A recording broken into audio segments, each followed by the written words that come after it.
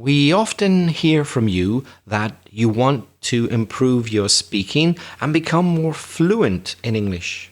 In this episode, we have some suggestions for practice activities you could use with a partner to become a more effective fluent speaker. Welcome to Aprender Inglés con Reza y Craig.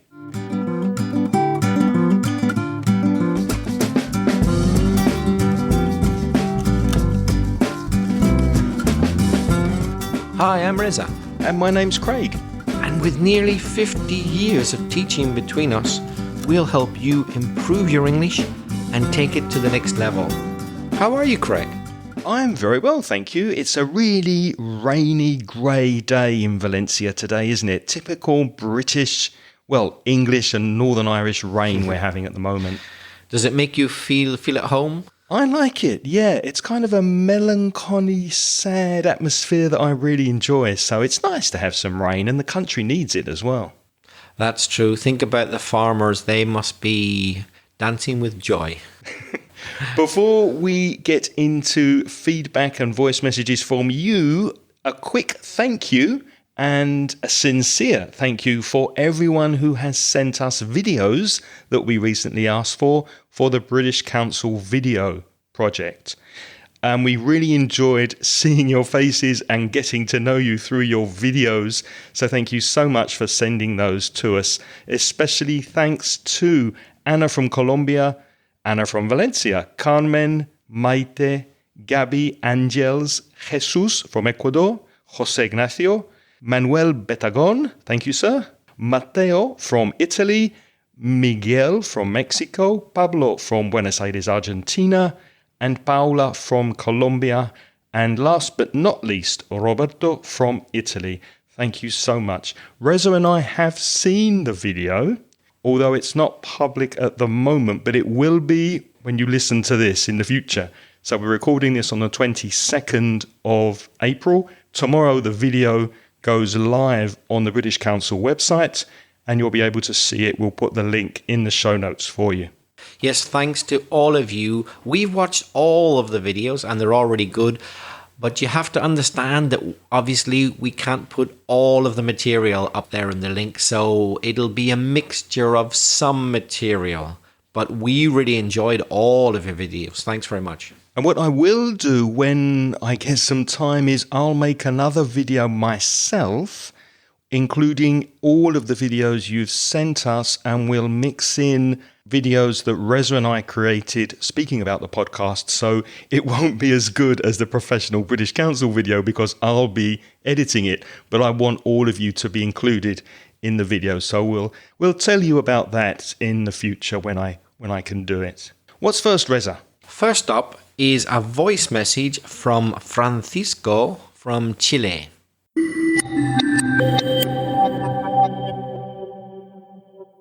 Hi Reza, hi Craig. My name is Francisco from Santiago, Chile.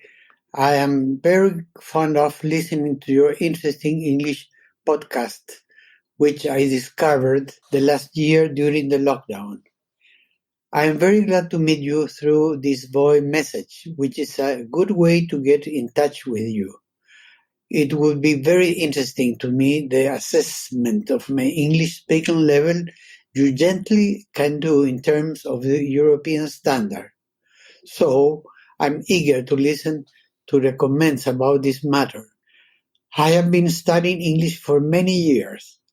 I used to have classes with private teachers and trying through other different ways to improve my skill in this language, such as listen to audiobooks, read books, watch films and videos, and ultimately listen to podcasts. The opportunity of speaking in this language is rare living in Chile, but it has been during travels when I practice, talking with people of different countries. Bye-bye, and thanks a lot for your effort.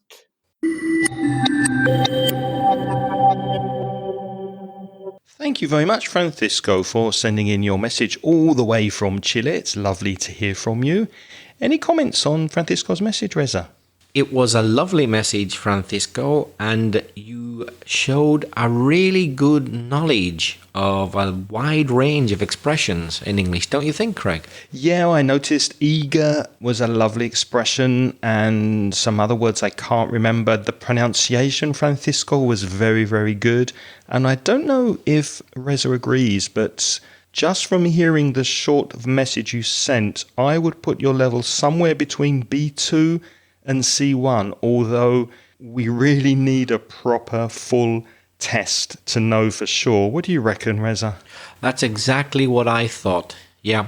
Perhaps if you had a full exam, a Cambridge or similar exam, I could imagine you passing perhaps C1, maybe, definitely B2. Yeah. Definitely B2, yeah. For sure. One or two small things, though, Francisco. You said the last year during the lockdown. You wouldn't need the article, just last year during the lockdown. So we don't have the article when we're speaking about the previous year, the previous week. So it would be last week, last year, etc. And one other thing, Francisco, at the end you gave examples of ways that you practice English, but because they were the subject of the clause, you should use the gerund. So you gave a list and you said, well, I do things such as reading books, listening to podcasts, watching films, etc. Make sure you use the gerund. Yeah, and perhaps one other little thing. I think you said during travels. That's not a very typical way to say that. It's far more typical to say during trips. Although, Craig, there is an expression during my travels or his travels or her travels. It's weird, isn't it? If you put the possessive adjective, you say, during my travels, I've come across many interesting people, but you must say my travels. It's curious. If you just say during travels, that's not a typical collocation, is it? No, it's true. So it can be plural. Think that book, Gulliver's Travels, the travels of Gulliver. So he went around the world and he traveled to different places. So in the plural, you can have travels as a noun, but usually the noun is trip. Also, travels kind of sounds a bit more like literary, like Gulliver's Travels, like there's been some really long, crazy adventure, like the travels of Don Quixote through the Mancha or something like that. So a more common word is trips. One final thing, Francisco, to make your English sound a little more natural, try using more contractions. So instead of saying I am, say I'm. Instead of saying I have, say I've. Using those contractions will make your English sound more natural and more fluent. Well, thank you very much, Francisco. By the way, if you're interested in working in the UK or in Germany, keep listening until the end of this podcast for a job offer announcement from a Gold Patreon supporter of our show. And let's get started on the main focus of this episode, word games and fluency practice activities. Many of you have been in touch with us and asked for ways to improve fluency. How can you speak and practice English? Well, you need someone to speak with. And when you find someone to speak with, either where you live in person, face-to-face, or maybe online using video technology, here are some ideas of activities you could do with the person to practice fluency and improve your English.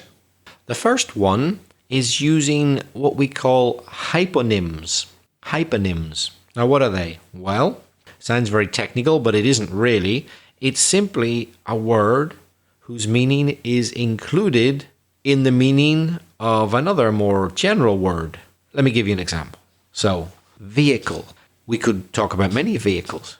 Bus, a car, lorry, motorbike, coach, tram, train, etc. So all those words, bus, car, etc., they are hyponyms from the word vehicle. They're all types of vehicle, or they're included under the umbrella term vehicle. And how we would normally do this in the classroom, and if you're a teacher, you can also do this now in pandemic COVID times, get all the students to stand up. You give them the umbrella term, for example, vehicle, or let's say fruit, and then each student names a fruit. And if the student can't give you a fruit within 2 seconds, they need to sit down and see which student is standing at the end. So let's practice, Reza. We're going to talk on hyponyms of fruit. You start. And by the way, listeners, we haven't prepared this in advance, so... We don't know who's going to win. Yeah, one of us is going to have to sit down first. You're sitting down already. So. Well, that's... Oh, shoot, don't tell them I'm cheating. Maybe I should stand up if I get it wrong. Okay, fruit. Here we go. Apple. Melon. Banana. Ooh, grapes. Peach. Plums. Pears. Tangerines. Mandarins. Strawberries. Lemons. Limes. Passion fruit. Pomegranates. Apricots. Oh, you got me. I was too late. The 2 seconds passed, didn't it? You see? Fantastic. Should we do one more? Okay. A different category, yeah? You choose. Well, we got lots of ideas. What do you fancy? We got professions, for example, birds, types of bread, places, anything in particular tickle your fancy? Well, we recently did a podcast about different types of bread. So let's see if we play, and also the people listening, if you heard that episode on bread, can you remember the different types of bread we spoke about a couple of weeks ago? Rye bread. Wholemeal. Sliced bread. Processed bread. Breadsticks. Seeded bread. Pita bread. Sourdough bread. Matzah. Bagel. Potato bread. Oh no. Oh, you got me again. Oh dear. Open spaces or places in the open. What about that? Okay, open spaces. Not in a building. Okay, you start. Parks. Forest. Car parks. Lakes. Valleys. Basketball court. Lawns. Football pitch. Hockey pitch. Rugby stadium. Cricket wicket. Front garden.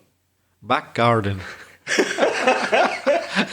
I think you get the idea. Let's call that one a draw. So that's a fluency game that revises vocabulary, and it's also good if there's a group of you. It becomes kind of a party game, and see who can keep going and continue the longest. Okay, the second one is a very quick one.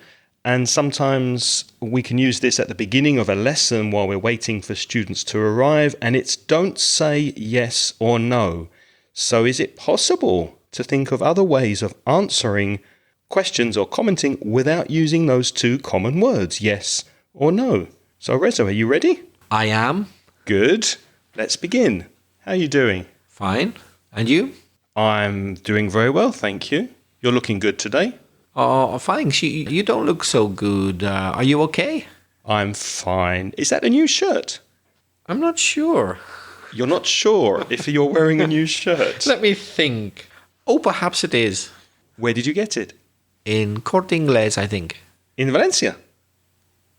That's correct. I think Reza's too good.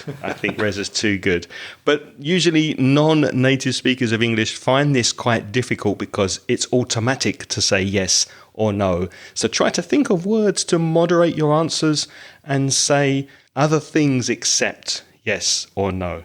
That's number 2. Number 3, I think, is quite a common activity. Could you explain it? What's my job? You can say yes, by the way, now. Okay. Yes, I can explain it. Let's call it what's my job, because what you've got to do is guess what the other person's job is. So one of you asks 20 questions, and the answer to those questions in this case can only be yes or no. So you are allowed to say yes or no here. In fact, you have to say yes or no. But you only get 20 questions to guess what the job is. And it can't be anything else but a yes-no question. You'll see what we mean when we start doing this. Of course, it doesn't have to be limited to 2 people. You could play this in a group, or if you're a teacher, you could do this with your class. So do you have a profession in mind, or shall I begin with a profession? Hold on, let me think. Right, I've got one in mind. Okay, so I'll start then asking you questions. Do you wear a uniform? Yes, sometimes. So I've got to say yes or no, but I'm adding sometimes, not all the time. Do you work shift work, which means sometimes at night, sometimes during the day? Do you work shifts? No. Do you work with computers? Yes. Do you earn a lot of money? Yes. So you're not a teacher. No. Or a podcaster. Do you drive in your job? Yes, sometimes. Do you sell things? No. Do you help people? Yes. Do you work in the medical profession? Yes. Are you a nurse? No. Are you a doctor? No. Are you a surgeon? No. I only have 3 more questions. Are you a chemist? No. It's a good one, isn't it? Yes, it is. You've played this before, haven't you? Yes. I won't count that as a question. Can a man do this job? Yes. Do you need to be very skillful? Yes. Are you a vet? Yes. You got it. I got it. I think on the last question. The very On last the one. last question. That was difficult. That was tricky. You really had me thinking, and do you help people? Yes, I do. But I guess animals more, but I do help people, if you think about it. Well done. I'm impressed that you guessed it. That was really tricky. Okay, your turn. I'm thinking of a profession, so Can this job be done by a man or a woman? yes. Do you wear a uniform? No.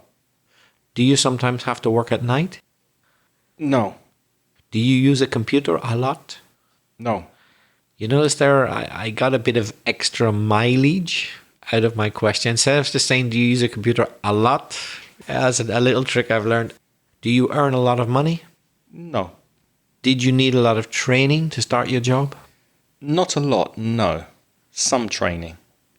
Do you need to use a vehicle for your job? Yes. Very good. Do you drive a lot in your job? Yes. I Well think I'm there. getting there. Do you drive a public service vehicle? Yes. Are you a bus driver? Yes. Oh, I got it. Well done. So that's what's my job. Now, have you ever done the next one with your students? One word at a time. Maybe. What do you mean by that? Well, you think of a reason to write something or maybe give a speech, and then each student or each person, in our case, will say a word. So in our case, because there are 2 of us, I say a word, then you say a word, and then I say a word, and it goes backwards and forwards like tennis until we've finished. And in this example, I've given writing a letter to Prince Harry from the British royal family. So if I say, dear Harry I would like to say how happy I am to have written this letter to you. thank You for all the incredible amazing, and fantastic work that you have done for many. countries.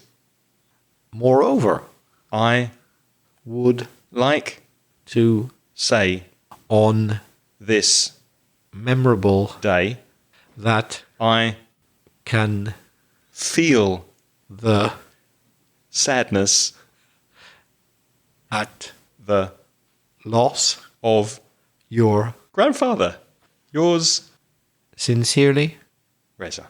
So that's the idea. You can also do this with sentences. So one person would say one sentence in English and the next person would say the other sentence. And it's really good for word order, obviously vocabulary and how sentence structure is in English. And it's also quite fun to think what to say next.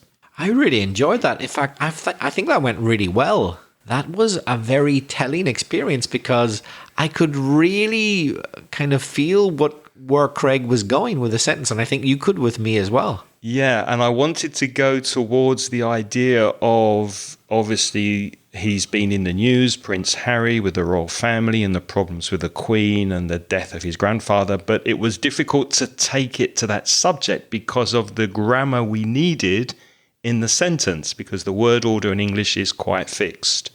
So, yeah, it's a fun activity. It obliges you to think of the structure of what your partner's up to. So it really, really, really tunes your mind in on grammar structure. And when there's a group of students, sometimes the student will say a word that's impossible because of the grammar in English. So the other class members or the group members help to correct the grammar and the structure of the sentences, which is fun as well. Or say something which isn't incorrect, but just unexpected. Like, imagine you wanted me to say a noun, like we say, on this... And you're thinking, oh, it's going to be a noun on this day. But you can, for fun, throw in an adjective. On this lovely. Wonderful. Exciting. And throw in as many adjectives as you like and kind of make the other person wait a bit. It's good fun. And if you don't know what to say, just say and.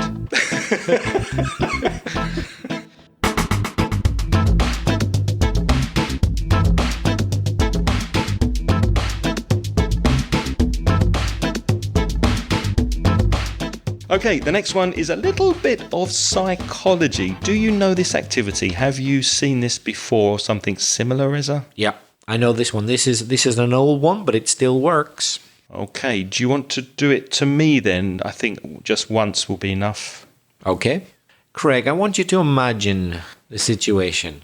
You are walking along a path, right? Can you imagine that? Yes, I'm closing my eyes, I'm thinking, and I hope that listeners are doing the same. If you're listening, close your eyes and answer with me. So you're walking along the path. Visualize that. What kind of path is it? It's quite straight, it's very pretty, and on both sides of the path there are trees and flowers and birds singing and lots of green vegetation. It's quite tropical, and it's very attractive and peaceful. Now you find a twig. What's a twig? A twig is a very small part of a branch, and a branch is a part of a tree. So a branch is rama, right, in Spanish, but a twig is a smaller bit taken from the branch. So you find a twig. What kind of twig is it, and what do you do with it? Well, it's a very interesting twig because it's a strange shape and it reminds me of something. So I pick it up, I look at it, and I put it in my pocket. You carry on walking, but a large tree is blocking the path. What do you do? A large tree, has it fallen across the path? Yep. It's fallen across the path, so it's blocking the path. You cannot walk along the path without taking some kind of special action. Detour. A detour. You can go round it or over it or something. What are you going to do? Well, I don't go back because I want to arrive where I'm walking to. So I climb over the top. Very carefully, I climb over the tree. What's climb? Some listeners might not know that. If you're a Spanish speaker, it's escalar. So I go up and over the tree and down the other side, the tree trunk. Now you've gone over the tree. You see a bear on the path. What do you do? I drink it. Ah, not a beer. Unfortunately, Craig's imagination is going in a certain direction. Did you see what I did there? He would love it to be a beer, but it's a bear. B-E-A-R. It's the animal. I know, I'm just joking. What do I do? Well, if it's a bear, they can be quite dangerous, but they're also quite fascinating. So I think I'd hide. So I'd go behind a big tree so the bear can't see me. And if I'm at a safe distance, I watch it and see what the bear does. So I don't go near it, but I keep my distance and I watch it. Okay, now you arrive at a fork in the path. A fork in the path is when a path divides into two. So what do you do? I think I would look carefully in both directions, maybe walk a little to the left and a little to the right, but probably I'd take the left fork. Now you come to a wall. Describe the wall. It's very high, it's very wide, It's man-made, and it reminds me of the wall in Jerusalem, the Wailing Wall, the Holy Eastern Wall in the city of Jerusalem. So it's full of cracks and some plants and other small stones inside the wall. You hear a sound beyond the wall. What is it? People talking, loud voices, lots of noise. Yeah. Okay, well, we could go on and on and on, but you get the idea. So, did you see the incredible wealth, the richness of the vocabulary that Craig produced there? So, this really stimulates your brain to use an incredible range of vocabulary and a different use of perhaps verb tenses as well, like the present continuous, I'm walking, or I see, present simple, and loads of prepositions, over the tree, beyond the wall. So it's an incredible wealth of vocabulary that you can show off in this exercise, don't you think, Craig? Yeah, it's very good for fluency as well. But when we began, I said it was a little bit of psychology, because everything that Reza asked me could possibly have a meaning in psychology. So shall we explain what the things could mean? So the first thing was describing the path. What does the path represent? I'm guessing that the path represents your philosophy on life, something like that. Yes, life itself, though, how you see life, what life is for you. And what's the twig? Some element of life, a small element of life. Small problems, how you deal or manage small problems. So I picked it up, put it in my pocket. I don't know what that signifies. So I kept it with me. I took it with me. You didn't throw it away, Yeah. so you're taking the problem with you, but you haven't forgotten about it, perhaps. You know about your problems. You're not ignoring them, but you're not solving them yet. And you carry on walking, so would that suggest you're quite a determined person? You don't give up straight away, maybe? Possibly. What about the bear? Well, before the bear, there was the large tree. Of course. That's bound to be a problem, right? A big one. A big one. So the twig's a little one, and the tree is a big problem. Big life problem. So I just left it and climbed over it. Yeah. So But yeah. at least you got over it. I didn't try to move it. You didn't go home. No, I didn't. I didn't go home. I didn't ignore it. I didn't try to move it. I climbed over it. I don't know. I'm not a psychiatrist. The bear. What do you think the bear is? Well, you described it very well. You described your feelings about the bear, that they're fascinating, but they're potentially dangerous. So I see the bear as like a kind of risky opportunity in life. It's got to do with sex. Oh, really? It's your approach to either the opposite sex or any person you might possibly be attracted to. So how do you behave when sex is on your mind? So I noticed that you kept a safe distance. Yes, I kept, and I watched. What does that say? I watched to see what the bear would do. I don't know what that means. You did use the word fascinating, Yes. but you did not participate. I did say possibly dangerous. What about the fork? Because when I came to the fork, I went left. Do you reckon it's to do with left and right? In what? Ooh, who knows? Politics. Really? Yes. Ah.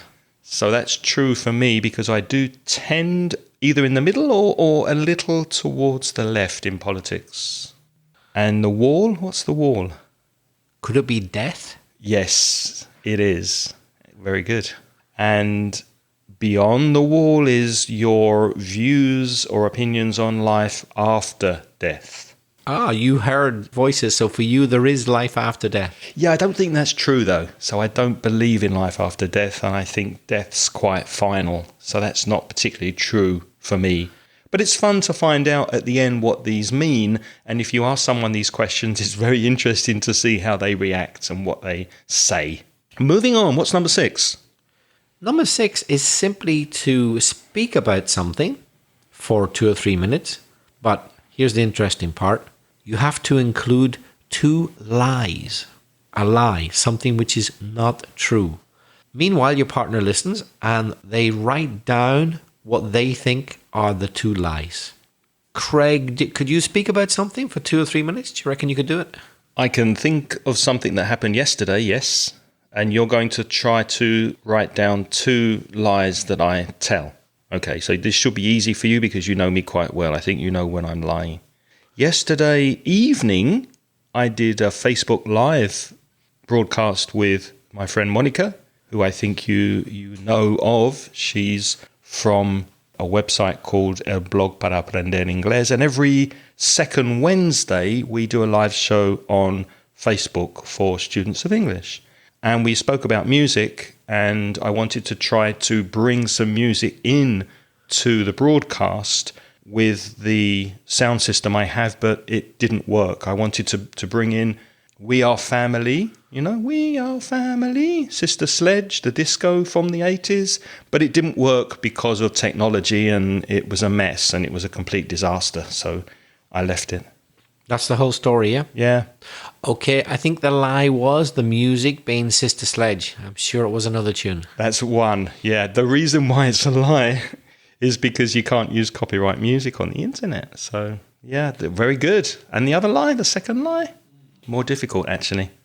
I have a funny feeling that it was that you did do this on Facebook, but not in the evening, at another time of day. No, it was in the evening, but it wasn't with Monica. It was with Lynn. Because every second week is with Monica and every second week is with Lynn. And some people who listen to the podcast do come and watch us. So if you are interested, join us next Wednesday, 8 o'clock Spanish time on Facebook. So that's facebook.com/Mansión Inglés. By the way, if you're interested in looking at these different activities in written form, go to the website inglespodcast.com. This is episode 362, so inglespodcast.com/362. You will see a list of the activities we're speaking about so that you can practice them with somebody else. Number 7, say 3 things about something. How does that work? Well, we'll give you an example. Craig, tell us 3 things about your family. 3 things about my family. We're a very close family. We have a good relationship. There aren't any children in my family because I don't have kids and my sister doesn't have kids. So there are no children that in our close family. And my sister's 9 years older than me. That's 3. Let me ask you something, Reza. Tell us 3 things you like about your country. About my country. What is my country? Good question. Yeah, I could be a bit ambiguous there because I come from Northern Ireland, which is in Ireland. It's also in the UK.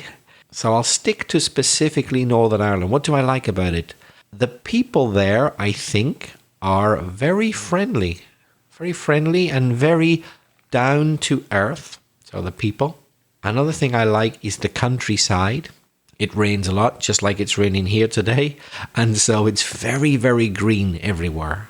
One other thing, that it's quite a quiet place. There isn't much noise. Out of the city centre of Belfast, it's a very quiet country, which is something I appreciate. Yeah, interesting. Okay, Craig, tell us 3 things you want to do before you die. Before I die, I want to stay healthy. Before I die, I don't want to have a long sickness. I want to do a road trip across a big country like Canada, for example, from coast to coast, or maybe the US. And I'd also like to do a long train journey across Europe, perhaps, to be on a train for days and days and days, just reading and looking at the scenery. Maybe the Trans-Siberian Railway, something like that. Or the Orient Express. If I can afford it, that's quite expensive, but maybe when I retire, hopefully. Reza, tell us 3 things that you regret doing. It's difficult, isn't it? The thing is that I have so many regrets, I don't know where to begin. Not today, I mean in general. Not in the last week, I've only had about 50 regrets. Let me think. Not traveling more. I've had opportunities to travel more, and I haven't taken them. And I regret that a lot, particularly because we're recording this in the middle of the COVID-19 pandemic, and it's really hard to travel anywhere. So I really wish I'd traveled more before this. What else?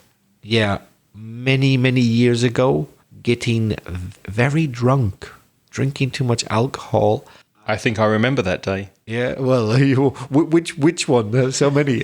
And basically telling a girl that I didn't know at all how much I liked her and, would like to have a relationship with her. And you regret that? Because she was not expecting it at all, and she was not drunk, and I just looked ridiculous. And the next day, I could barely look her in the face. I'll find out more about that story when we finish podcasting. So I think you get the idea. We've got some more ideas that you can see on the website. 3 best days of your life so far. 3 things you would like to change about your home where you live. 3 famous people you would like to have dinner with. So there are more ideas on the website based on this theme. It also makes you think a bit and practicing, obviously, your English and your fluency. For the next exercise, you need your mobile phone. So every mobile phone these days has a contact list, kind of an address book with people's names and phone numbers. And one thing you could do is to say, okay, go to your contact list and go to the letter S. Tell us about the first phone number you have. Who is it? What's their relationship to you? So for me in my phone, I'm looking now at Sandra and Alex. Now, you know Sandra. Sandra's been on the podcast before. She's an English teacher. We don't have a close relationship, but she's a teacher I admire. I think she's a very good teacher. She's a nice person to be in the company of. She's very nice and chatty and pleasant and interesting, and someone I'd like to see more of. But unfortunately, we don't work together, so we're not really in touch, but she is in my contact list. And then your partner would do the same. So that's the idea, and you can use, obviously, different letters and just talk about people you know and what their relationship is to you.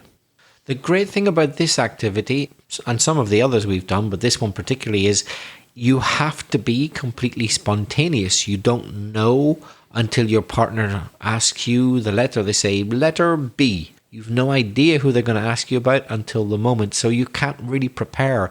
And that's great for fluency. You're on the spot and you've got to react without any preparation. You need to think on your feet. What's the final one, Reza? Number 9. Well, this is an activity I've done in class, but you could do it just with a friend or partner or someone you're talking to online. Let's call it the opposite adjectives game. So what you got to do is you tell your partner a short story. It's got to be short. It can't be too long. Let's say a minute or 2 at most. For every noun you use an adjective to describe it.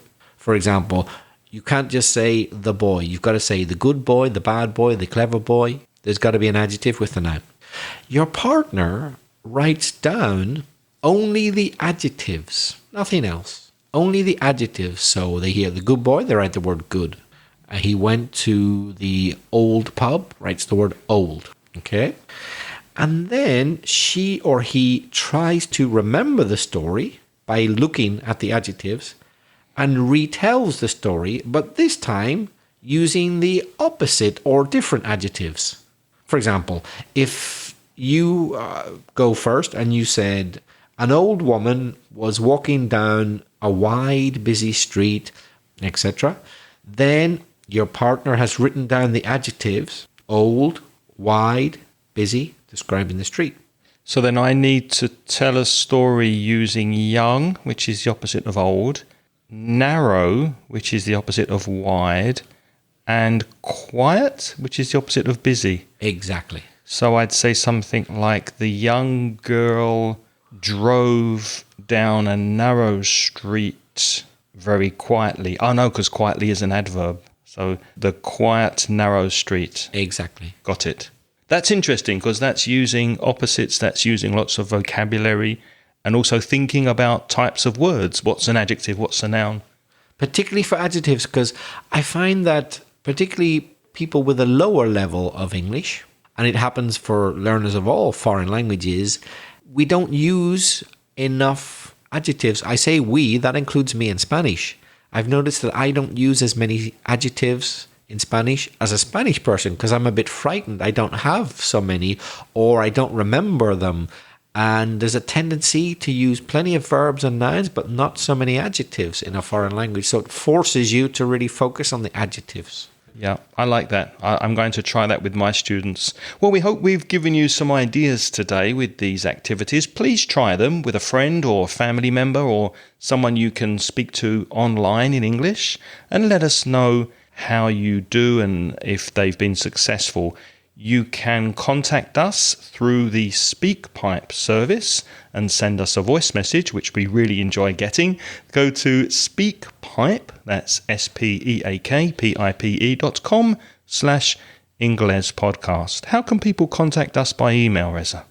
If you want to write, you could email Craig, write to craig@inglespodcast.com, or me, belfastreza@gmail.com. And if you're interested in a paid course to improve your English, go to the Mansion Ingles website and check out, have a look at the courses available there. Go to store.mansioningles.net. All of our links, of course, are in the show notes at inglespodcast.com/362. As ever, we'd like to thank all of you who are helping us by supporting this podcast on Patreon. That's Patreon. If you're interested in the Patreon program, for as little as $1.20, the 20 cents is to cover VAT tax, you will get instant access to recent transcriptions as a way of us saying thank you for supporting us. If you're interested, go to www.patreon.com/Inglespodcast. And we'd like to welcome our new Patreon supporters who have joined us this month. Unfortunately, we can't mention all of the Patreon supporters, but the most recent ones, thank you very much to Julio Flore Camino, Luis Andres Sáenz Robles, I apologize for my bad pronunciation, Solidad, thank you, Nuria Montilla, Roberto Serrano, and special thanks to Carolina Ratiero, who is giving more than the minimum $1.20. Thank you, Carolina, and thank you to all of our lovely Patreon supporters. We also want to say thank you to our gold sponsor this month, Gabitel Ingenieros. What do they do? Well, they're involved in many areas of engineering, but perhaps of interest to you is that they are currently working on an important project in the UK for laying down, that means installing, to lay down, to install, fibre optic cable. If you would like to join their team and work in the UK, they are accepting job applications right now. To apply, you must have pre-settled or settled status in the UK. If you don't know what that means, we explain it fully in episode 342 about Brexit. But if you're hearing those words and you know, oh yes, I have that, or I know what that is, then you are in a good position to apply for this job. So pre-settled or settled status. If you have that status and you want to work for a growing, expanding company, send your CV, your curriculum vitae, or in American English, your resume, send your CV to seleccion@gabitelingenieros.com. Now, don't worry if you're driving, if you're riding a bicycle, if you don't have a pen at the moment, you can't write that down, don't worry. The email address is in the show notes. And Gabitel is also expanding in Germany. So if you have a good level of German and you're interested, send your CV to the same address, seleccion@gabitelingenieros.com. Reza, what's on the podcast next week? Next week's episode is all about one word, set. One word, but with many different meanings and uses. So we'll be speaking about that next week and widening your vocabulary. Please join us for that. Until then, thank you for listening this week. It's goodbye from me. And it's goodbye from me. The music in this podcast is by Pitts. The track is called See You Later.